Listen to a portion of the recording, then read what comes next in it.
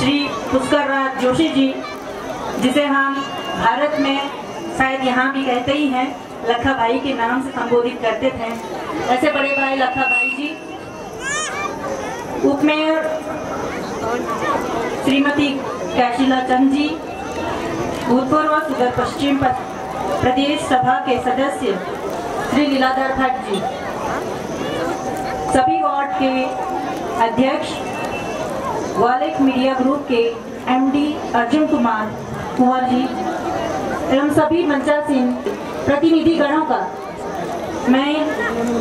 मुझे आमंत्रित करने के लिए आपके आमंत्रण को सहर्ष स्वीकार करती हूँ और आपका बहुत बहुत धन्यवाद और आभार व्यक्त करती हूँ कि आपके बीच में आप सभी ने इतना प्रेम और सहयोग आज मुझे दिया है। मेरे साथ में भारत से कुछ मेरे साथी सहयोगी भी आई हैं। मेरी महिला सहयोगी श्रीमती माला सोन जी, श्रीमती शोभा भट्ट जी, जो भारतीय जनता पार्टी की सदस्य हैं, वो मेरे बीच में मेरे साथ आए, वो आप सभी के बीच में मेरे साथ आई हैं। झूलाघाट के व्यापार संघ के अध्यक्ष श्री दीपक जी और संजीव जोशी जी भी मेरे बीच में आप सभी के मध्य मेरे साथ आप सभी के मध्य आए हैं। और साथ में झूलाघाट से आपके उपाध्यक्ष धर्मानंद जी भी हमारे बीच में उपस्थित है। और आज इस प्रांगण में मानिंगला सैनिक के प्रांगण में उपस्थित सभी दर्शकों का, सभी स्थानीय गणमान्यों का, मेरी मातृशक्ति का मैं इस मंच से स्वागत करती हूँ। सभी को वंदन, सभी को भारत से प्रणाम करती हूँ।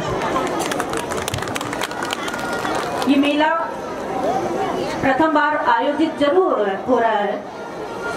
ये देवमानों की भूमि है और एक मेले को मैंने भी, जब जिस क्षेत्र से मैं आती हूँ वहाँ भी एक भगवान शिव का स्थान है जिसे मोष्टमानु कहते हैं। ये देवमानु है, मानिंगला की भूमि है और वहाँ भगवान शिव की भूमि है जिसे हम मोष्टमानु कहते हैं।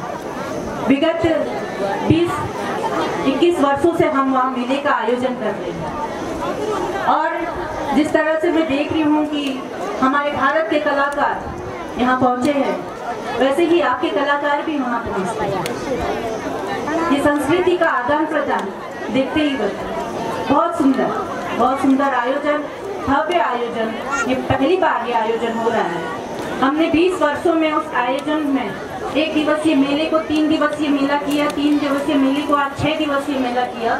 तो ये जो मेला है वहाँ की आर्थिक रीढ़ भी बन गया।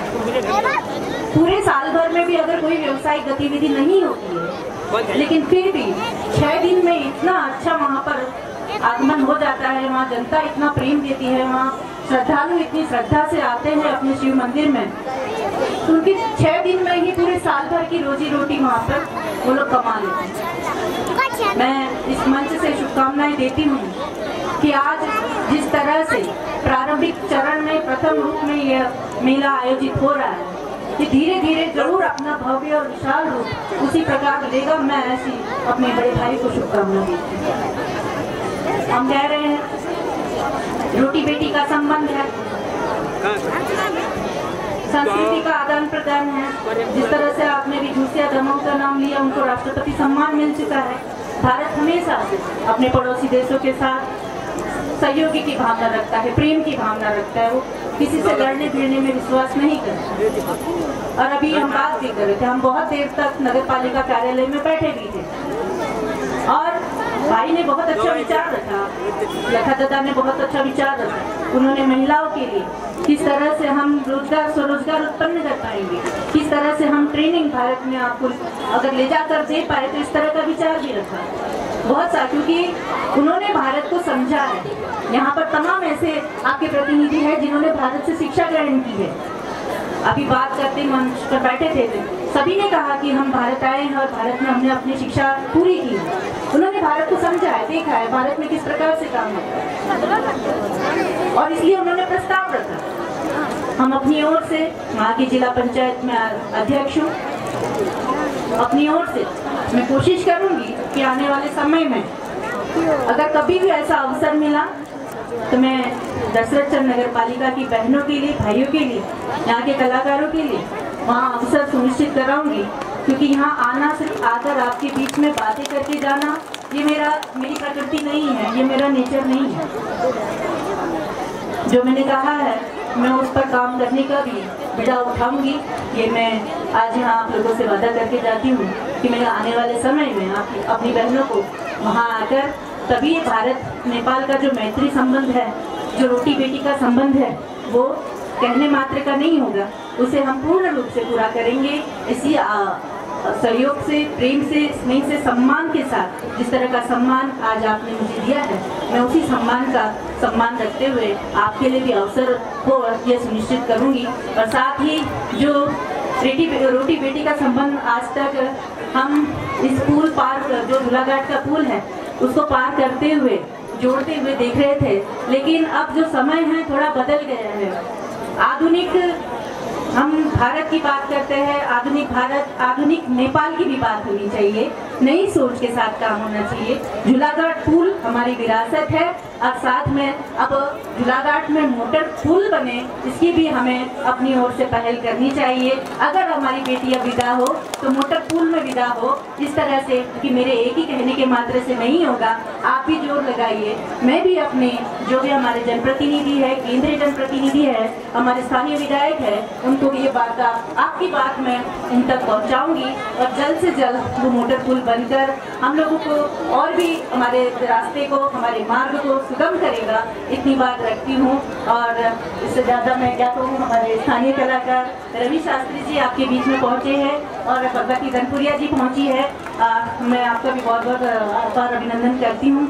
अगर आपको मैं इतना जरूर कहूँगी कि कोई भी कार्यक्रम सफल जब होता है तब होता है क्योंकि आज समापन है और समापन में इतना भव्य जनसैलाब जुड़ा हुआ है। आप सबकी उपस्थिति ये बताती है कि आप लोग वास्तव में चाहते थे कि इस तरह का आयोजन इस धरती पर हो।